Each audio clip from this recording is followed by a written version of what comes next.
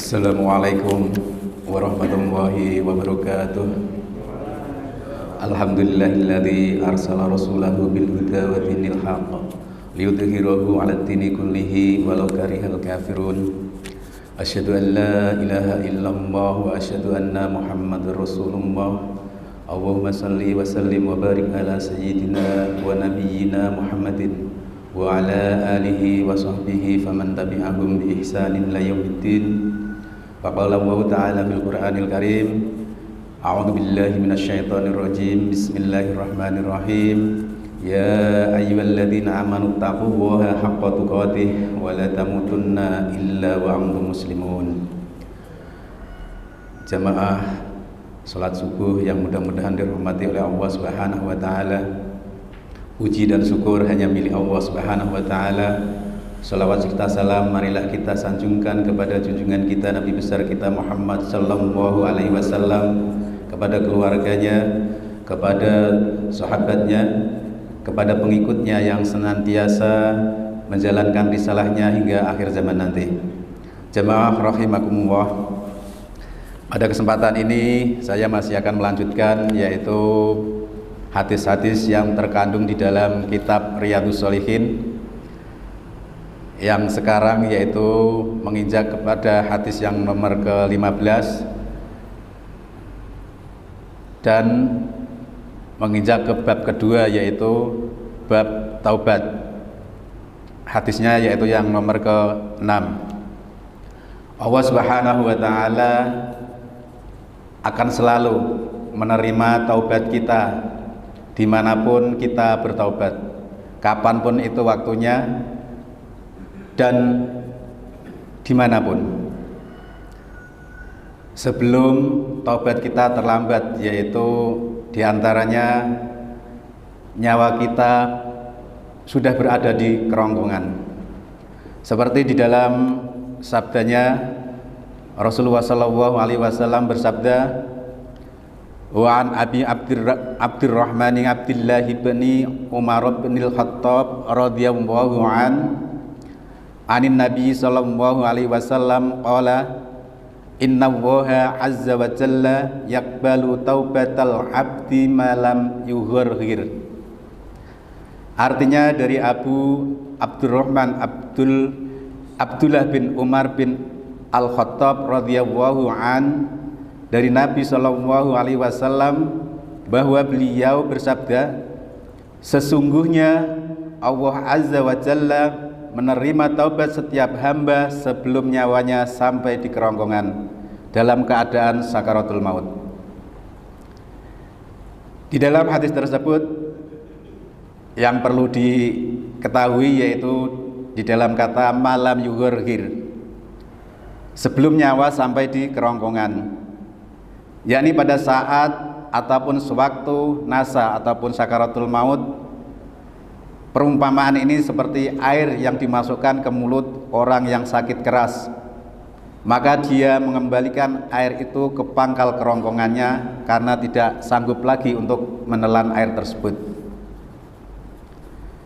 Lalu apa kandungan di dalam hadis tersebut? Yaitu yang pertama, taubat tidak akan diterima apabila dilakukan ketika nyawa sudah sampai di kerongkongan atau pada saat nasa ataupun sakaratul maut.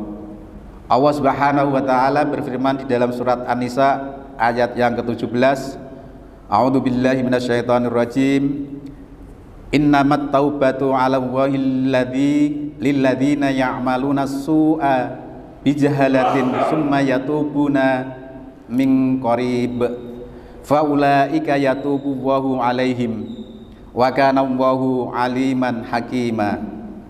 Yang artinya sesungguhnya bertaubat kepada Allah itu hanya pantas bagi mereka yang melakukan kejahatan karena tidak mengerti, kemudian segera bertaubat.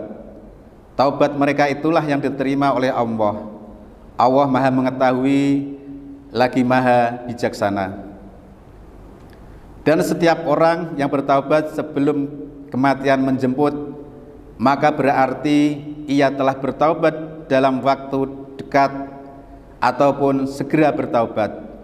Kemudian Allah Subhanahu wa taala berfirman, di dalam surat An-Nisa juga ayat yang selanjutnya yaitu 18, walaisatit taubatu lilladzina ya'maluna sayyiati hatta idza hadara ahaduhumul mautu qala inni tubtul ana walalladzina tamutuna wa hum kuffar ulaika a'tadna lahum adzaban alima.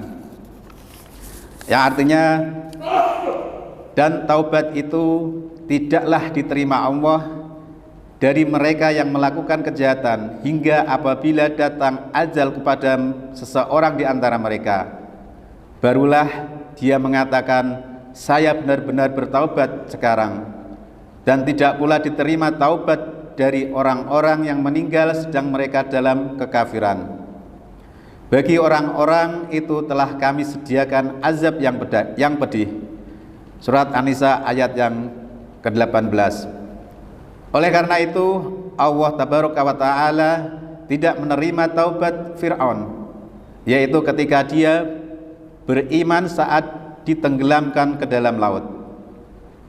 Allah Subhanahu wa Ta'ala berfirman di dalam surat Yunus ayat 90 sampai 92. Wajawazna bi bani Israila bahra fa'atba'ahum fi fir'auna wa junuduhu baghyan wa adwa hatta idza adrakahu kharaqu qala amantu annahu la ilaha illa amanat bihi yatuba Israila wa ana minal muslimin al-ana wa qad asaita qabla wa kunta minal mufsidin fal yauma nunajjika bi badanika litakuna liman khalfaka ayatan wa inna katsiran minan nasi an ayatina laghafilun.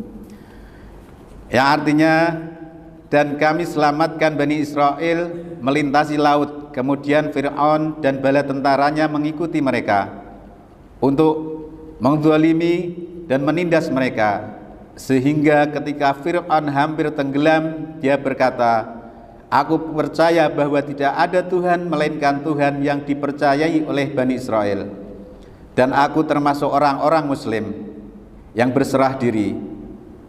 Mengapa baru sekarang kamu beriman, padahal sesungguhnya engkau telah durhaka sejak dahulu, dan engkau termasuk orang-orang yang berbuat kerusakan.